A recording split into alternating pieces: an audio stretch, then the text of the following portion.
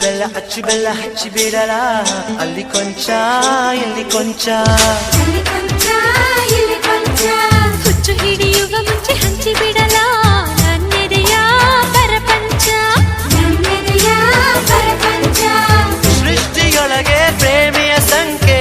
ಏರುಪೇರು ಆಗದು ಎಂದು ಹೃದಯ ಒಂದೇ ಮುಷ್ಟಿ ಅದಕ್ಕೆಂದು ನೇರ ದೃಷ್ಟಿ ಆ ದೃಷ್ಟಿಯೊಳಗೆ ಜೀವ ಬೆಳೆಸುವುದು ವಂಶವೃಷ್ಟಿ